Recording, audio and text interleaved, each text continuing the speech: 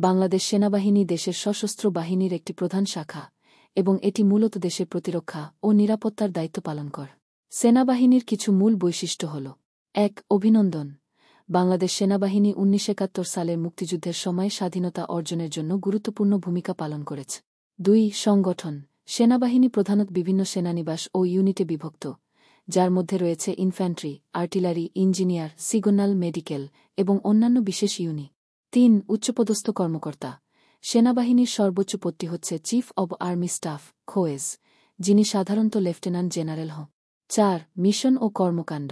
সেনাবাহিনী দেশের অভ্যন্তরীণ নিরাপত্তা রক্ষা, সীমান্ত রক্ষা এবং জরুরি মানবিক সাহায্যের কাজে নিয়োজিত থাক। এছাড়া শান্তিরক্ষা মিশনে আন্তর্জাতিক সম্প্রদায়ের অংশ হিসেবেও কাজ করে। ৫. প্রশিক্ষণ। সেনা সদস্যদের কঠোর শারীরিক ও মানসিক প্রশিক্ষণের মাধ্যমে প্রস্তুত করা হয় যাতে তারা যেকোনো পরিস্থিতি মোকাবিলা করতে সক্ষম হয়। ৬. ইতিহাস।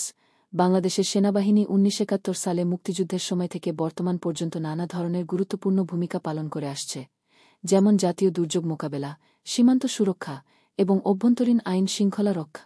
আপনি যদি সেনাবাহিনীর কোনো নির্দিষ্ট দিক বা বিষয় নিয়ে আরও বিস্তারিত জানতে চান, তাহলে আমাকে জানাতে পারে।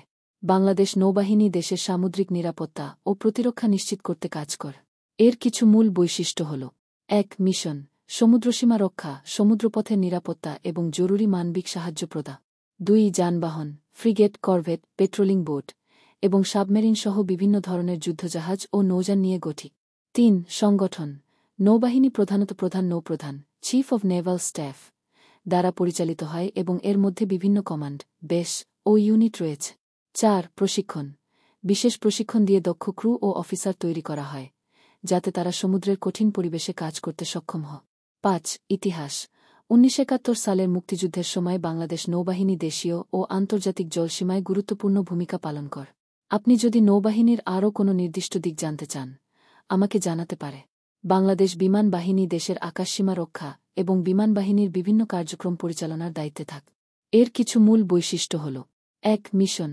আকাশসীমার নিরাপত্তা, বিমান পরিবহন, জরুরি সাহায্য ও উদ্ধার অভিযান। ২. বিমান। বিভিন্ন ধরনের যুদ্ধবিমান, পরিবহন বিমান এবং হেলিকপ্টার অন্তর্ভুক্ত।